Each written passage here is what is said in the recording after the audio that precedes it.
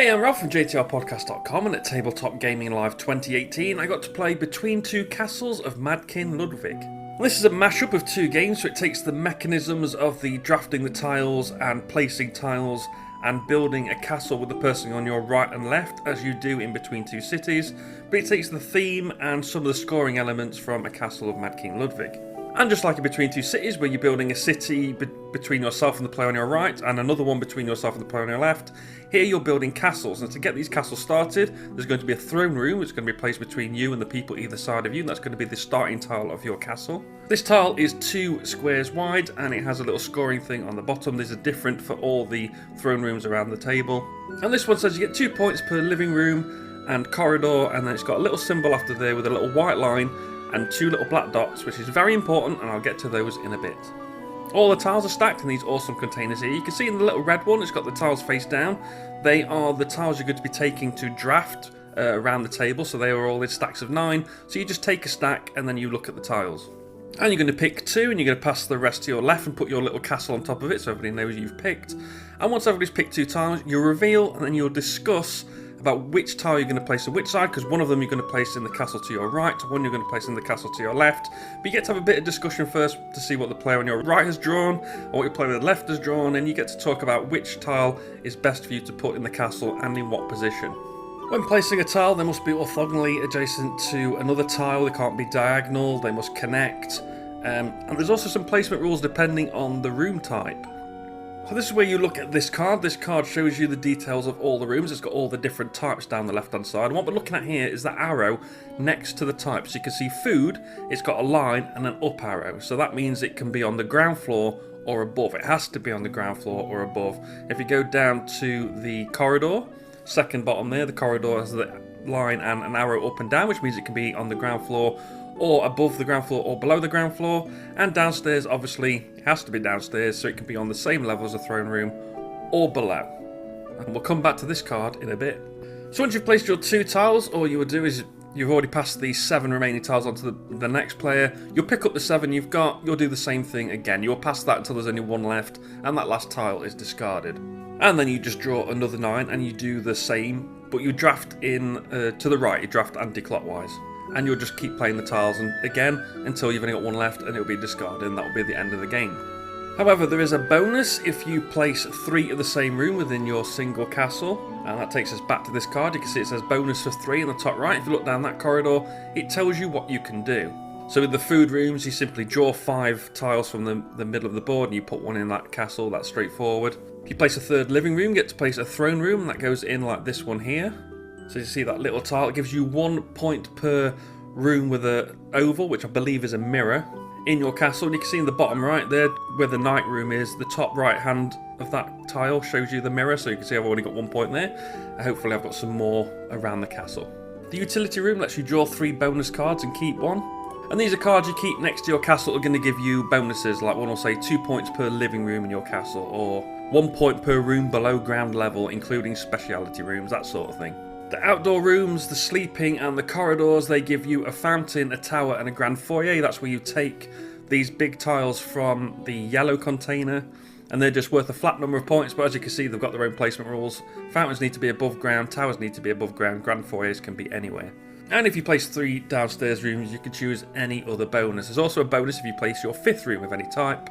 You could take either a fountain, a tower or a grand foyer from the yellow tub and put it into your castle. So you're going to do that for 2 rounds, and you're going to score each tile type, and this is where again you go back to this card and you can see the different scoring down the middle. Now each type of room scores the same way, but what it scores is going to differ depending on which room you've placed.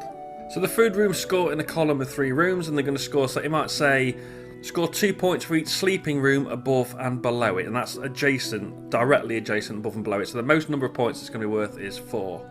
The living room is 1 or 2 points for each room around it, directly, including diagonals. The utility rooms give you 1 point per room of that type that's connected to it, and by connected it means you're able to draw an unbroken path purely of that room type. So if you've got 3 in a row that's connected to your utility room, you can score 3 points. You can also have, say, 3 rooms connected to the right of it and 2 rooms connected to the left of it, and you'd be able to add all those up and you would score 5 points. The outdoor rooms give you 1 point for each room of a type in your castle. So say it's sleeping rooms and you've got 4 of them in your castle, no matter where they are, that's going to give you 4 points. The sleeping room is worth 1 point on its own, but if you have all the different coloured rooms in your castle, and there are 6 different colour rooms, each sleeping room is going to be worth 4 points. And the corridors score the same way as the living rooms do. They score for each adjacent room, including diagonals, but it's looking for the decoration in that room. So I mentioned mirrors earlier, it could be torches, it'll have the symbol on the tile, but you just get 1 point per matching symbol. And finally, the downstairs room are looking for a certain room type above it, but it doesn't have to be directly adjacent. It can be anywhere in the column above it after you've finished building your castle.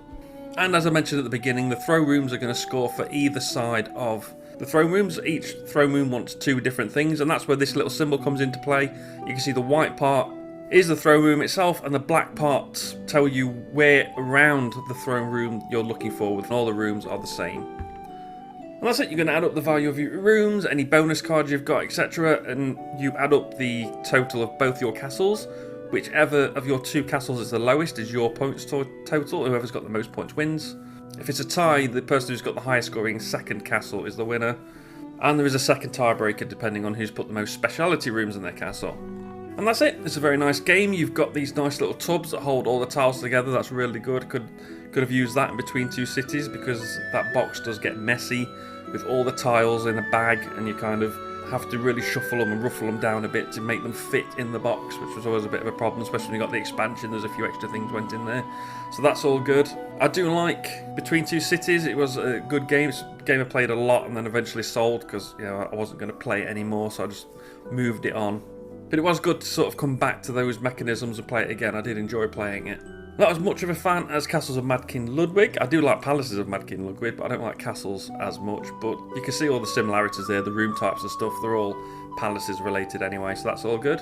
I think for me though, it's just a bit too complicated. The scoring was a bit too complicated. I prefer the simplicity of Between Two Cities. And I think about that with a lot of games as well. I like King Domino and I liked Queen Domino, but when we played Queen Domino with King Domino and the King Domino expansion, that was a bit too much. It kind of took away from the game a bit too much, so I prefer to just scale it back a bit and prefer to just play with Queen Domino. Same with Carcassonne, I don't put many expansions in that. With Seven Wonders, I don't like playing with too much in that either. I like to play with either just Leaders and Cities or just Babel. I don't like playing with too many expansions, so that's my personal preference. It's just a bit too much to it, and it takes away from what Between Two Cities was, which was just a nice tile drafting game with a bit of communication and diplomacy between the 2 players either side of you.